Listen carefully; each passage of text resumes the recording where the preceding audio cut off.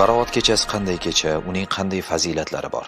Baroat kechasi Sha'bon oyining 14-kechasidan 15-ga o'tar kechasini Baroat kechasi deyiladi. Payg'ambarimiz alayhisolatu vassalamdan marhamat qilinadiki, Payg'ambar alayhisalom bir kun Oysha onamizga aytdilarki, Oysha, Baroat kechasini bilasizmi, qanday kecha deb so'raganlarda, Oysha onamiz, ey Allohning rasuli, Baroat kechasi qanday kecha bilmayman dedilar. Shunda Payg'ambar alayhisalom bu kecha bandalarini taqdirlarini belgilaydigan kecha dedilar. Ya'ni chunki baroat so'zi ozod qilish, qutulish degan ma'noni anglatadi. Alloh taolo baroat kechasida bir qancha do'zaxga mahkum bo'lgan bandalarini Alloh do'zaxdan ozod qiladigan kecha deyilgan. Bu kechani ulug'ligidan ulamolar bir qancha nomlar bilan nomladilar. Birida mag'firat kechasi va birida hattoki maloikalar bayrami deya atalibdi. Alloh subhanahu va taoloni rizqi, Alloh taoloni rahmatlari nozil bo'ladigan ulug' bir kecha deya ataldi. Bu shunaqa ulug' kechaki, Hazrat Rasululloh sallallohu alayhi vasallam nainki kunduz kuni, hatto biz ummat uchun kechasi uyqularni buzib turib duo qilganlar.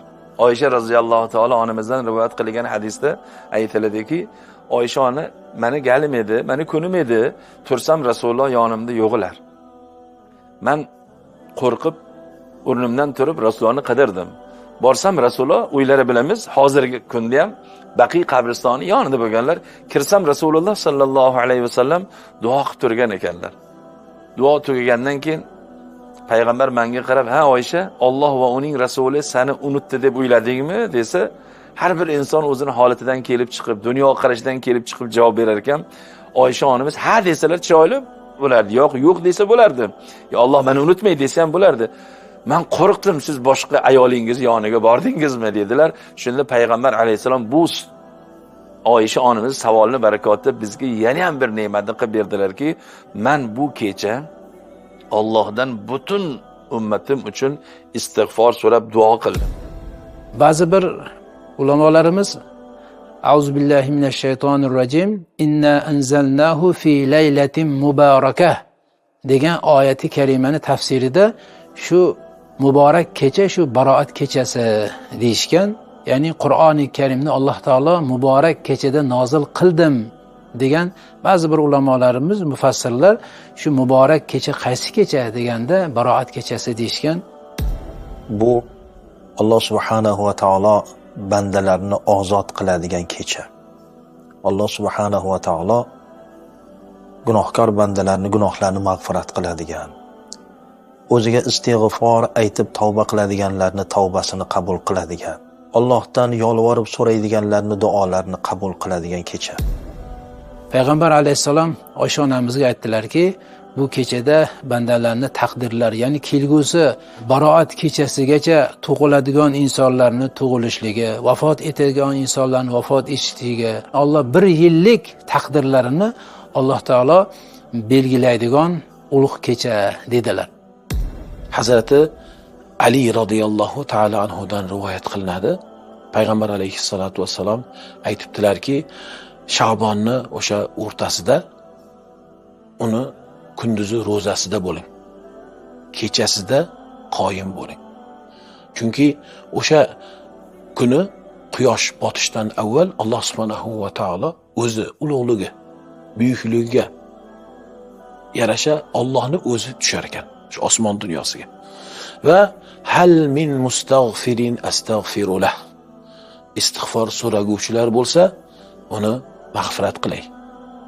Rizq so'raguvchilar bo'lsa, rizqini beray. Yana qandaydir bir baloga giriftor bo'lganlaring bo'lsa, uni ko'taray. Kaza va kaza va kaza deya va boshqa Alloh subhanahu va taolo bandalarini muhtojligini bilgan zot, kimni ana u hojati bor, kimni mana u hojati bor deya Alloh o'zi bandalariga nido qilar ekan. Demak, buni bilgan bir mu'min o'sha kechani g'animat bilib, Alloh subhanahu va taoloni o'zi nozil bo'ladigan kecha deya, Robbimga qurbatim oshadigan bir kecha deya, illo yolvorib o'sha kechada qoyim bo'lar ekan, inshaalloh har birini qilgan duo iltijolari, so'ragan har talablari ijobat bo'lay. Ammo afsuslar bo'lsinki, ana shunday baroat kechasigacha isloh bo'lmagan ba'zi toifa insonlarni Alloh kechirmas ekan dedilar. Bu bugun biz uchun qandoq og'ir so'z.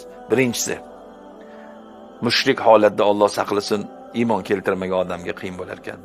Ikkinchisi, astag'firulloh, payg'ambar alayhisolatu vassalom husumatchi ummatlarni ko'z oldiga keltiring. Sabab nimaga? Shuni payg'ambar alayhisalom 3 marta duo qilganlarda, boshqa bir hadisda ham keladi. 12 kechasi, 13 kechasi, 14 kechasi chiqqanda oxir payg'ambar alayhisolatu vassalomga Alloh barakotini, rahmatini nozil qilib, hamma ummatingizni kechirdim. Illo ro'zagacha 15 kun qolganda o'zini isloh qilmagan mana shu insonlarni Alloh kechirmaydi. Shuni boshida birodarlar kim turadi deng? Husumatchi. 3 kundan oshiq birov bilan arazlashgan insonni Alloh shunday rahmati nozil bo'lgan kechada kechirilmas ekan. Albatta husumatlashganlar bilan uzoqda bo'lsa telefon orqali, xat orqali, yaqin bo'lsa borib, birodar muborak bo'lsin. Mana baroat kechasiga ham yetib keldik. Baroat keldik degani bu Ramazonga 15 kun qoldi yo 14 kun qoldi degani. Men Alloh uchun rozi bo'lim deb orani ochib qo'yish kerak. Undan keyingisi Alloh saqlasin, zinokorni Alloh kechirmas ekan. Uchinchisi, afsuslar bo'lsinki, siyli rahmni uzganlarni Alloh kechirmas ekan. Eng undan-da battar toifa bor, Alloh saqlasin.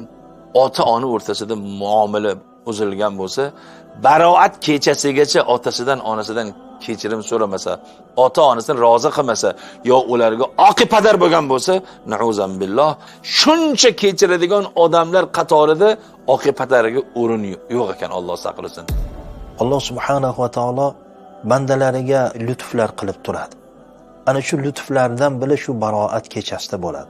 Alloh subhanahu va taolo bandalarni yaxshi ko'rgandan shunday qiladi. Banda xatodan xoli emas. Ana shunday kechada albatta qo'limizdan kelganicha bu kechada poklanib olishlikka harakat qiling. Payg'ambar alayhisalom kimki 5 kechani bedor o'tkazsa, Alloh unga jannatni vojib qiladi. Shuning uchun ulamolarimiz baroat kechasini bedor bo'lib o'tkazib, kunduzlari roza tutishlik juda katta bir savob, eng ulug' amallardan hisoblanadi deb marhamat qilishgan. Hazrati Sufonlar rahmatullohi alayh Sabotul Ojizida aytadilarki, sahar bo'lsa nido aylar farishta, eshit ey odam-ey g'aflat sarishta. Farishta nido qiladi. Alloh subhanahu va taolo nido qildiradi. Eshit ey odam-ey g'aflat sarishta. G'aflatda yotgan ey inson eshitgin, nido bo'layapti. Tavba qilguvching bormi, tavba qilgin. Alloh subhanahu va taolo tavbani qabul qilishlik uchun nido qildiradi. Tavba qilguvchi banda tavba qilsin. So'raguvchi banda so'rasin. Mag'firat tilaguvchi tilasin. Alloh subhanahu va taolo tavbasini qabul qilay deydi. So'raganni beray deydi. Alloh subhanahu va taolo mag'firat so'raganni gunohini mag'firat qilay deydi. Lekin o'zimiz g'aflatdamiz. O'sha uchun tunlarni g'aflat bilmaylik. Payg'ambar alayhisolatu vassalom aytadilar, Alloh taolo baroat kechasini hurmatidan Bani Kalbning qo'ylarining terisidagi junlar miqdorida hammani kechiradi. Bu hadisi sharhida keltirdilarki, o'sha paytdagi Bani Kalbni qo'ylari hamma qavmdan ko'p bo'lgan ekan. Birov sonni bilmas ekan. Endi ko'z oldiga keltiring. Qo'ylarni soni bilmagan bir vaqtda har bir qo'yning terasidagi junlar miqdorida Allohning fazli va karamini qarang. U degani behisob odamlarni Alloh kechirdi. Egamning mag'firat daryosidir jo'sh, ajabdir bandasidan g'aflat og'ush. Alloh subhanahu va taoloning mag'firat daryosi jo'sh urib turibdi. Ey bandam, gunohingni kechiraman deb turibdi. Lekin banda g'aflatda turibdi deydi. Imkon qadar banda agar Alloh subhanahu va taologa tavba qilsa, Allohga xush keladi. Mag'firat aytsa, Alloh shu bandani yaxshi ko'radi. Rasululloh alayhisolatu vassalom Sayyidul istig'forda aytdilar-ku, Abu ubi zambi, gunohimga e'tirof qilaman, gunohkorman deyishligi Allohga xush keladi. Alloh subhanahu va taolo u bandasini gunohlarini mag'firat qiladi. Rasululloh aytdilar, Shu sayyidul istig'forni kim ixlos bilan 3 marotaba aytsa, agar uning gunohlari dengizning ko'pigichalik bo'lsa ham Alloh mag'firat qiladi deydi. Demak, shunday imkoniyatlar bo'la turib, biz bundan foydalanmasligimiz, ne'matni qadrlamasligimiz bo'ladi. Demak, Sha'bon oyining bu baroat kechasida ham Allohning shunday rahmati jo'sh urib turgan paytida biz poklanib olishlikka harakat qilishligimiz kerak bo'ladi. Alloh subhanahu va taolo bu kechalarning rahmatidan, bu kechalarning mag'firatidan hammamizga nasiba ato qilib, bu kechalarga yetkazib va bu kechalardan unumli foydalanib, tong paytida begunoh holatda tongni qarshi olishligimizni Alloh hammamizga nasib etsin.